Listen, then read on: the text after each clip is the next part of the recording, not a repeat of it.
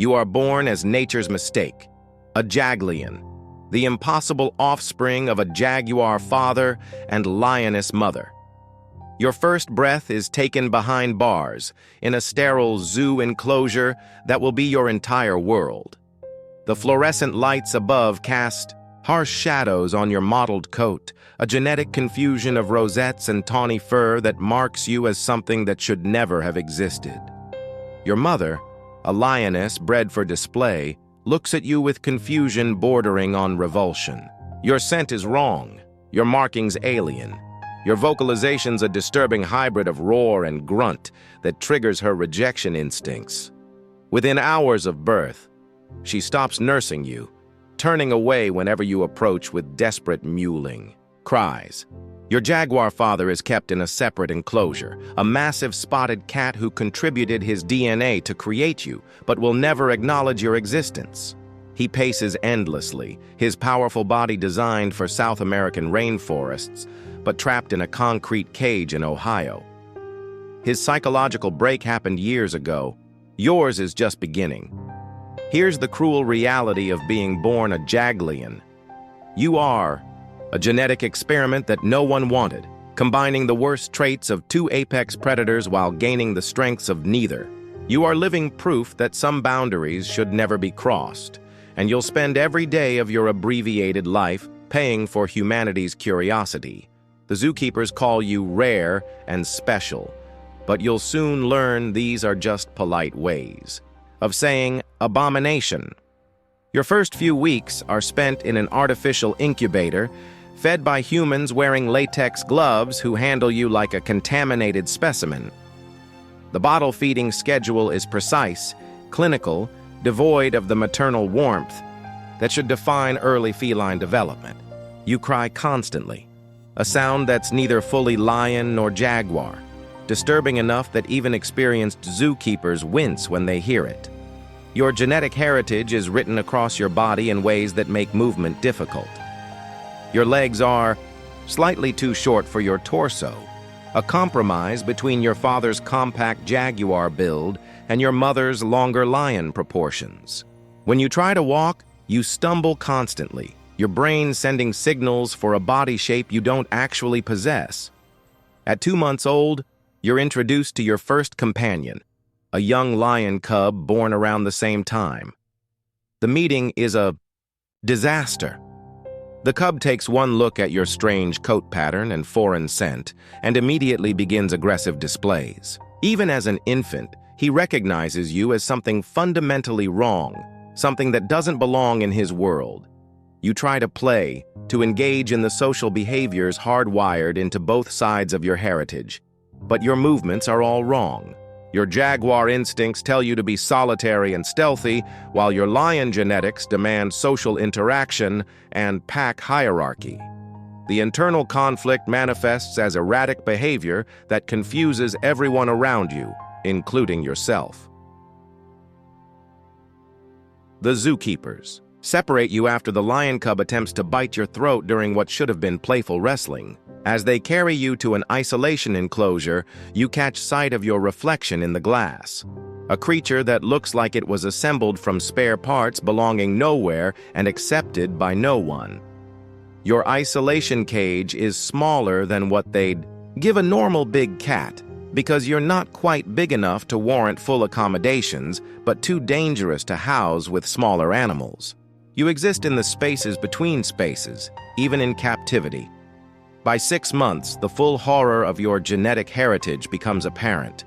Your growth rate is erratic, sometimes growing too fast, sometimes stalling completely, as if your body can't decide which species' developmental timeline to follow. Your coat pattern continues to shift and change, rosettes appearing and disappearing in ways that suggest your DNA is at war with itself. Your first major health crisis comes at 8 months when your hybrid immune system fails catastrophically. A simple respiratory infection that any normal big cat would fight off easily becomes a life-threatening pneumonia. For 3 weeks, you lie in the veterinary clinic, your breathing labored, your temperature spiking and crashing unpredictably.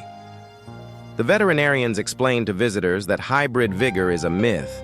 Instead of getting the best of both species, you, Got genetic incompatibilities that make your body a battlefield. Your jaguar cardiovascular system struggles to support your lion-sized frame. Your digestive system can't process either jaguar or lion diets efficiently, leaving you perpetually malnourished despite constant feeding. But the physical problems pale compared to the psychological torture. Your brain contains instinct packages for two completely different lifestyles. Jaguars are solitary ambush predators who hunt in water and climb trees. Lions are social pack hunters who cooperate in open savanna environments. You have both sets of programming running simultaneously, creating a constant state of cognitive dissonance. When you see water, part of your brain screams to dive in and hunt for fish like your jaguar father would. But your lion instincts recoil from deep water, seeing it as dangerous and alien. The conflict is so intense, it triggers seizure-like episodes where you stand frozen, trembling, unable to process the contradictory commands flooding your neural pathways. Your vocalizations are the stuff of nightmares, a hybrid roar that sounds like a lion being tortured or a jaguar choking on its own fury. The sound is so disturbing that it causes panic in other animals and makes human visitors physically uncomfortable. You're expressing pain that has no equivalent in nature, the sound of a creature whose very existence is agony. At 1 year old, the zoo attempts something ambitious, introducing you to their lion pride in hopes that social interaction might stabilize your behavior. The project is doomed from the moment you enter their enclosure.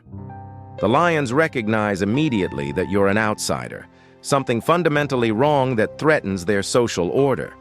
The alpha male doesn't even bother with warning displays. He attacks instantly, his massive frame slamming into yours with enough force to crack ribs. You're not a rival to be dominated. You're a contamination to be eliminated.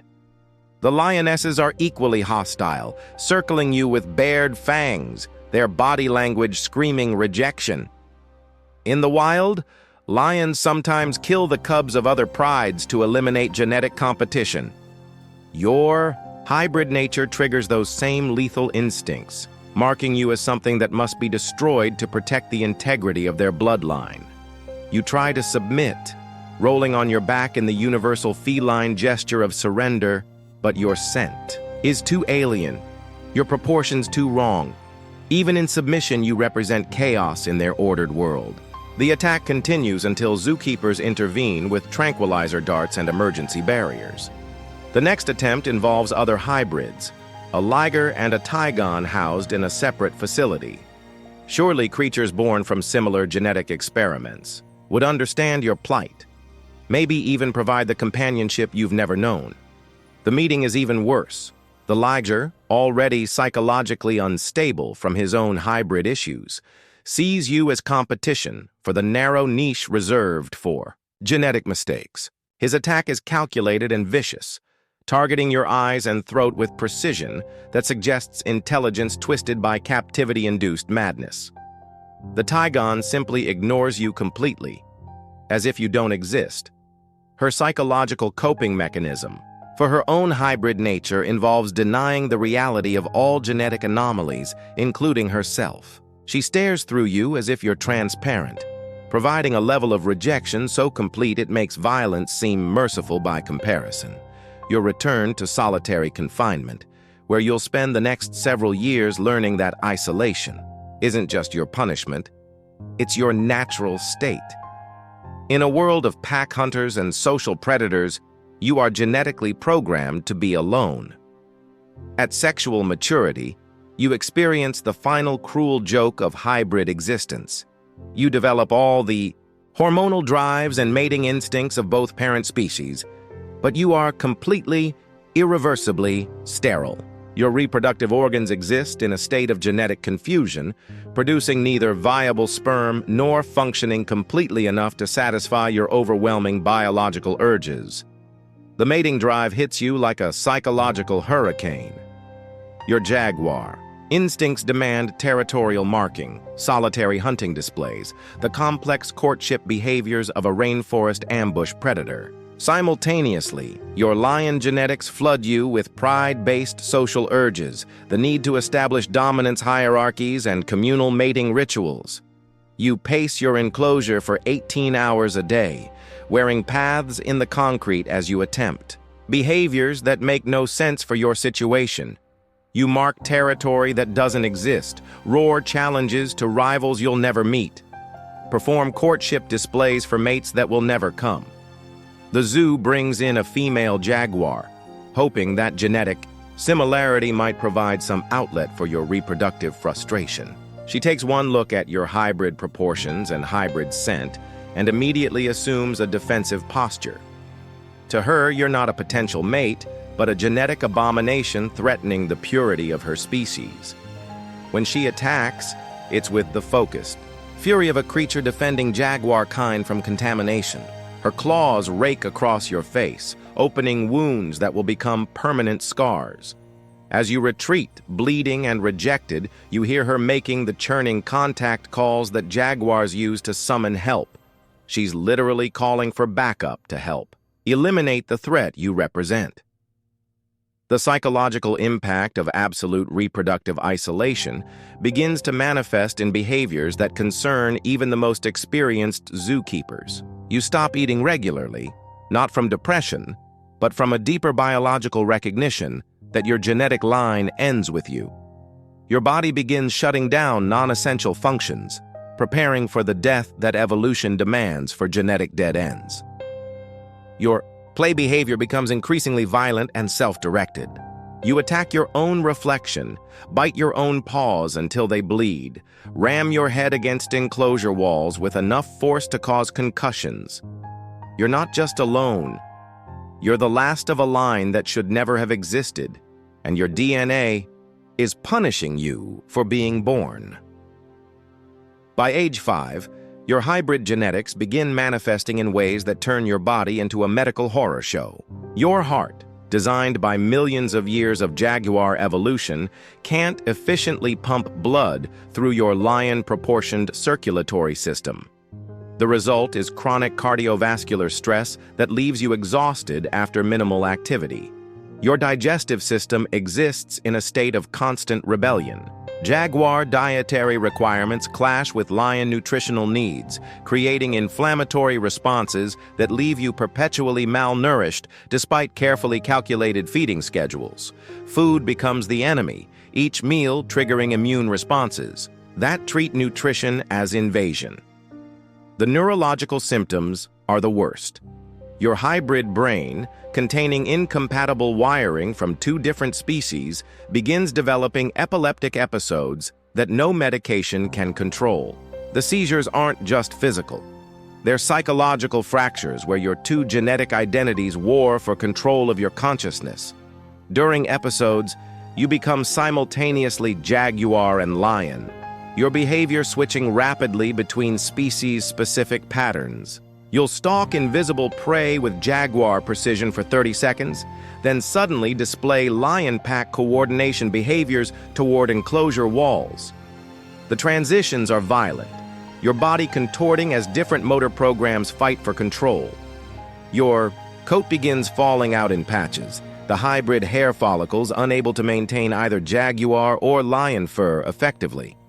The bald spots reveal skin mottled with irregular pigmentation, a map of genetic confusion written across your epidermis. Visitors point and whisper, their discomfort obvious even to your deteriorating senses. Sleep becomes impossible as your circadian rhythms, caught between jaguar crepuscular patterns and lion diurnal schedules, collapse completely. You exist in a state of chronic sleep deprivation that exacerbates every other health problem. Your eyes develop the 1,000-yard stare of trauma victims, reflecting a mind pushed beyond its breaking point.